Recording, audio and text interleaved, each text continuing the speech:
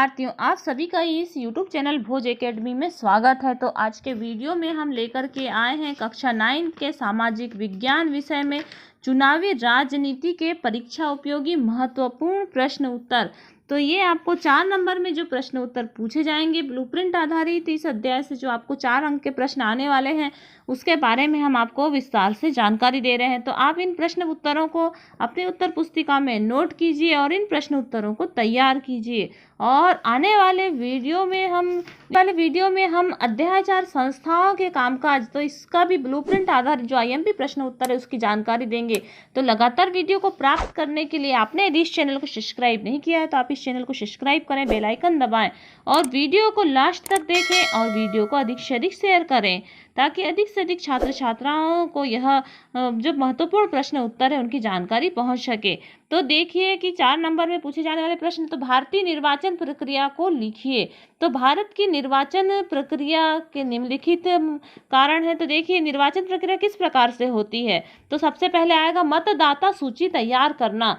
निर्वाचन के लिए सबसे पहले मतदाता सूची तैयार की जाएगी, उसके बाद में चुनाव की घोषणा की जाएगी, उसके बाद नामांकन पत्र, उसके बाद में आएगा नामांकन पत्र जारी किया जाएगा, उसके बाद चुनाव चिन्ह दिया जाएगा, फिर चुनाव अभियान होता है, फिर मतदान होता है और उसके बाद में मतगणना होती है। तो इस प्रकार से निर्वाचन प्रक्रिया 7 भागों से होकर के गुजरती है। तो इसका आपको थोड़ा थोड़ा वर्णन भी नोट करना है। तो आप चाहें तो अपने पाठ्य पुस्तक से इसका वर्णन लिख सकते हैं और यदि नहीं तो आप अपने मन से भी इनका वर्णन लिख सकते हैं। उसके बाद में आता है अगला प्रश्न आता है कि निर्वाचन आयोग के कार्य लिखिए। तो चुनाव आयोग के कार्य लिखिए। निर्वाचन आयोग भी पूछ सकता है और चुनाव आयोग भी पूछ सकता है। तो निर्वाचन आयोग के कार्य निम्नलिखित है। देखिए, चुनाव क्षेत्रों का परिसीमन करना। तो निर्वाचन आयोग जो है, चुनाव आयोग का महत्वपूर्ण कार्य चुनाव क्षेत्रों में सीमाएं निश्चित करना और प्रत्येक 10 वर्ष बाद जनगणना के आधार पर चुनाव क्षेत्रों की सीमाएं निश्चित की जाती है। उसके बाद आता है मतदाता सूची जारी करना। तो चुनाव आयोग चुनाव से पूर्व चुनाव क्षेत्र के आधार पर मतदाता सूची तैयार करवाता है और इसके लिए यथासंभव उन सभी वयस्क नागरिकों को मतदाता सूची में अंकित करने का प्रयास करता है जो मतदाता बनने के योग्य रहते हैं। उसके बाद आता है चुनाव चिन्ह देना। निर्वाचन आयोग ही सभी राजनीतिक दलों को उनके चुनाव चिन्ह प्रदान करता है या उसके द्वारा सुझाव प्रदान करता है या उनके द्वारा सुझाए गए चुनाव चिन्ह पर स्वीकृति देता है। उसके बाद आता है राजनीतिक दलों को मान्यता देना। तो राजनीतिक दलों को मान्यता निर्वाचन आयोग ही देता है और प्रत्येक चुनाव के बाद मतों के निश्चित प्रतिशत के आधार पर राष्ट्रीय दलों के क्षेत्रीय दलों को मान्यता देने का भी कार्य करता है। और निष्पक्ष चुनाव करवाना। तो चुनाव आयोग का महत्वपूर्ण कार्य है कि यह निष्पक्ष रूप से चुनाव करवाता है। तो ये आपके चुनाव आयोग के कार्य हो गए या निर्वाचन आयोग के कार्य हो गए। अगला प्रश्न आता है भारतीय चुनाव प्रणाली के प्रमुख दोष क्या हैं। तो भारतीय चुनाव प्रणाली के प्रमुख दोष देखिए कि मतदान में पूर्ण भागीदारी का अभाव। सार्वभौमिक वयस्क मताधिकार प्रणाली का उद्देश्य सभी नागरिकों को शासन में अप्रत्यक्ष भागीदारी बनाना है। अतः बड़े क्षेत्र में लोकसभा तथा राज्य विधानसभा चुनाव में एक बड़ी संख्या में मतदाता अपने वोट नहीं डाल पाते। उसके बाद में हम देखते हैं कि फर्जी मतदान। तो फर्जी मतदान यह भी हमारी चुनाव प्रणाली की सबसे बड़ी समस्या है कि कुछ व्यक्ति दूसरे के नाम पर वोट डालने चले जाते हैं और एक से अधिक स्थान पर मतदान फर्जी रूप में हो जाता है। उसके बाद हम देखते हैं कि चुनाव में धन का प्रयोग। तो चुनाव में धन का प्रयोग अत्यधिक मात्रा में किया जाता है और प्रत्येक चुनाव में व्यय की सीमा निर्धारित है, परंतु चुनाव में भाग लेने वाले प्रत्याशी अत्यधिक मात्रा में धन का उपयोग या दुरुपयोग करते हैं। अत्यधिक मात्रा में धन का दुरुपयोग करते हैं। तो परंतु चुनाव में भाग लेने वाले अनेक प्रत्याशी बहुत अधिक धन व्यय करते हैं और धन व बल के अभाव में कई बार अच्छे और ईमानदार व्यक्ति चुनाव लड़ने में असमर्थ हो जाते हैं।